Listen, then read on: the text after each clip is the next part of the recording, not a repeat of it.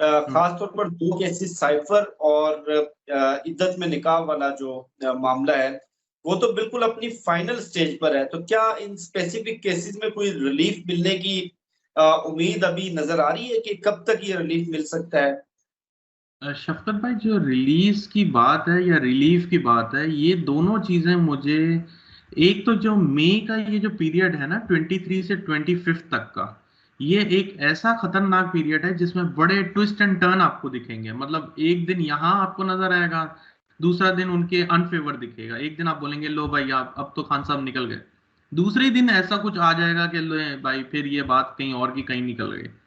तो ये twist and turn वाला टाइम चलेगा। जुलाई के बाद जो है मामलात कुछ ऐसे दिखेंगे आपको कि बहुत ज्यादा इनके फेवर में आना शुरू हो जाएंगे। अभी भी आएंगे लेकिन वो ट्विस्ट एंड टर्न, जैसे वो बोलते हैं ना, एक सीधी रास्ते वाली नहीं होगी। एक बम्प आ गया, हम्प आ गया, इस तरह से जरा सा चलेगी गाड़ी, फिर कुछ प्रॉब्लम, फिर जरा चलेंगे, फिर कुछ प्रॉब्लम। मतलब बैक टू बैक कुछ ना कुछ आता रहेगा। जो एक सीधी रास्ता, स्मूथ वे जिसको बोलते हैं, वो इनका जुलाई अगस्त से है।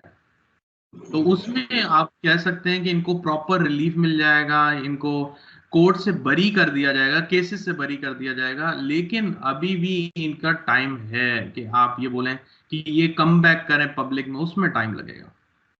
लेकिन यानी रिलीफ मिलते जाएंगे। मैं आपकी बात से ये समझा हूं कि सितंबर अक्टूबर तक इमरान खान को रिलीफ भी मिलता रहेगा और जी थोड़ा सा ऊंच नीच भी चलती रहेगी, लेकिन उनका जेल से बाहर आने को जो टाइम है वो अक्टूबर 2024 है। जी बिल्कुल, अक्टूबर 2024 के बाद इनके बहुत अच्छे चांसेस हैं कि इनको रिलीज कर दिया जाएगा। लेकिन मैं फिर एक बात वापस कहूंगा, अगर ऐसे कोई मामलात हुए कि जिसमें बैरूनी ताकतें मुलव्विस हुई, तो फिर इनका जरा बाहर निकलने में दिक्कतें आएंगी। दिक्कत से मुराद मुश्किलें आएंगी। इनको काफी ट्रबल्स का सामना करना पड़ेगा।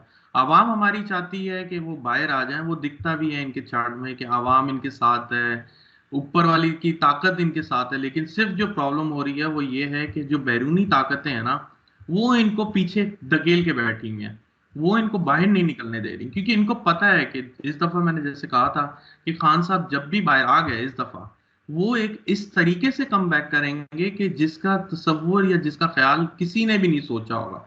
और मैंने जैसे कि पिछले वीलॉग में आपको काफी दफा कहा है, खान साहब अगर इस दफा बाहर आएंगे तो वो इस स्ट्रेटेजी से आएंगे कि उनको हराना नामुमकिन है। ये खान साहब की बात से मेरे एकदम से जहन में चार्ट आया नरेंद्र मोदी का। खान साहब की डेट ऑफ बर्थ और नरेंद्र मोदी की डेट ऑफ बर्थ का अगर हम टोटल करते हैं ना, इन दोनों का टोटल नंबर 5 आता है। नंबर 5 बहुत इंटेलिजेंट लोग होते हैं, बहुत ज्यादा इंटेलिजेंट होते हैं। अब आप बोलेंगे नरेंद्र मोदी तो तीसरी दफा प्राइम मिनिस्टर बनने जा रहा है, तो हमारे खान साहब क्यों हो गए? इसमें फर्क ये है कि जो नंबर 5 होता है, नंबर 5 को किसी एडवाइजर की सपोर्ट चाहिए होती है। अगर वो एडवाइजर पे, उस पे एतमाद करके उनको अच्छे एडवाइजर मिल जाएं या वो उनकी स्ट्रेटेजी को अपना लें, तो वो कहीं के कहीं निकल जाते हैं। अब इनके साथ बैड लक ये हो गई खान साहब के साथ कि ये या तो कम सुनते हैं एडवाइजर्स की, अपनी तो बहुत ज्यादा चलाते हैं। ये तो आपकी उनके नेचर में ही दिखता है, क्योंकि ये बहुत अग्रेसिव नेचर के मालिक है।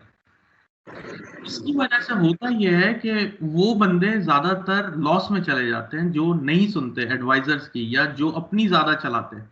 क्योंकि नंबर 5 बहुत ज्यादा न्यूट्रल नंबर, तो उसके साथ जिस बंदे की भी, मतलब आपको बोलते हैं ना, जिस बंदे का साथ मिलेगा वो उस साइड पे चला जाएगा। तो इनको चाहिए कि ये अपने एडवाइजर्स की, अच्छे एडवाइजर अपनी टीम में इन्वॉल्व करें। वो एडवाइजर जो वाकई इनके साथ सिंसियर हैं, जो मुल्क के साथ सिंसियर हैं। ऐसे नहीं कि वो फिर कोई इनको लालच या इनको कोई गलत रास्ते पे ले जाने की या उनके जहन में इनको पीछे धकेलने की नियत ना हो। ऐसे एडवाइजर चाहिए हमारे को इनके साथ, तब जाके ये एक तरक्की के रास्ते पे आ सकते हैं। अगर ये अपनी सोच से चलेंगे तो ये बहुत मुश्किल है कि कामयाब हो सके। मैं ये नहीं कहता हूँ कि खान साहब की सोच अच्छी नहीं है, खान साहब की बहुत अच्छी सोच है। लेकिन फिर वही बात है कि ये लोगों को एडवाइजर चाहिए होते हैं। अगर ये लोग एडवाइजर का सपोर्ट नहीं देंगे तो ये आगे नहीं बढ़ सकते। क्योंकि ये न्यूट्रल नंबर है। नंबर 5 अगर आप देखें तो नंबर 1 से लेके नंबर 4 और नंबर 6 से लेके नंबर 9 के बीच में आता है। तो ये मिडिल नंबर, तो मिडिल नंबर वही वाली बात है। मिडिल नंबर जब भी किसी अच्छे नंबर के साथ मिलेगा तो अच्छी तरफ जाएगा, अगर बुरे नंबर के साथ मिलेगा तो बुरी तरफ जाएगा। तो नंबर 5 को सिर्फ अच्छे नंबर की सपोर्ट चाहिए होती है, इसलिए इनको बहुत अच्छे एडवाइजर की जरूरत है in order to come back. अगर ये कम बैक करना चाहते हैं तो इनको एक अच्छे एडवाइजर की सपोर्ट लगेगी।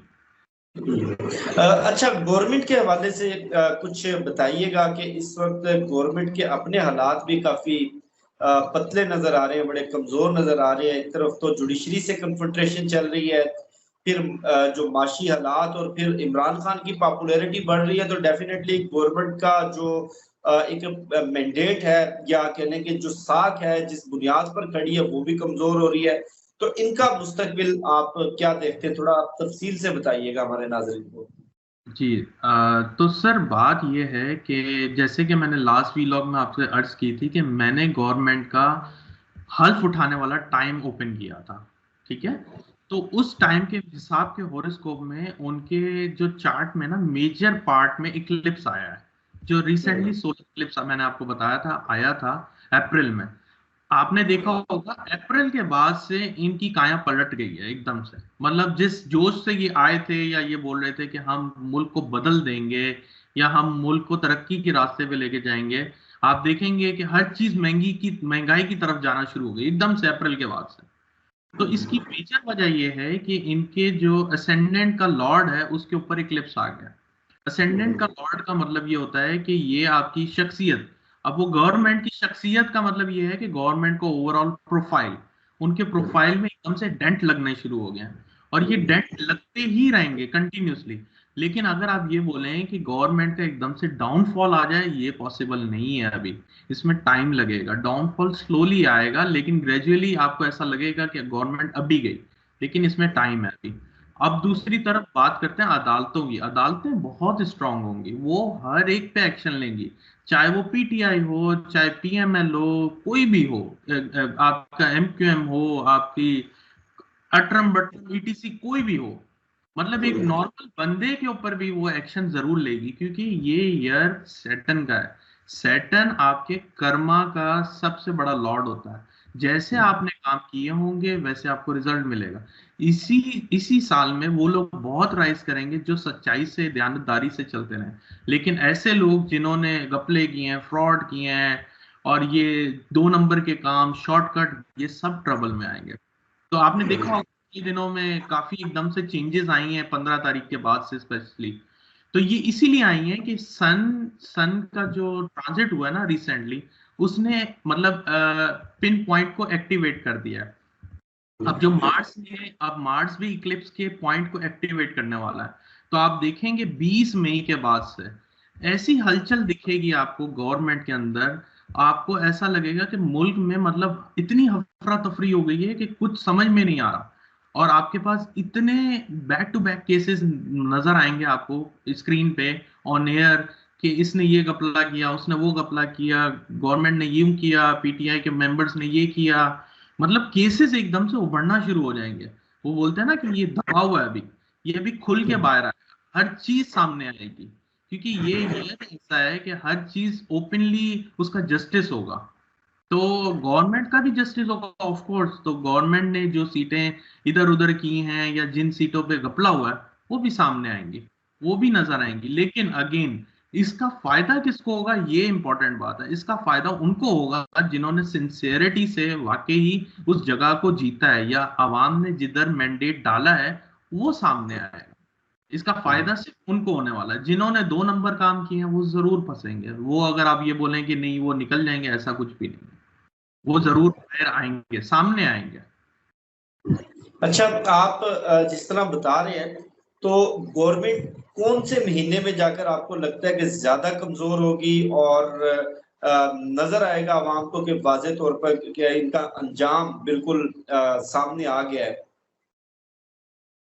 ऐसा है कि आप यूं कह सकते हैं जून के एंड से लेके सितंबर अक्टूबर से गवर्नमेंट का टाइम बहुत डिफिकल्ट है।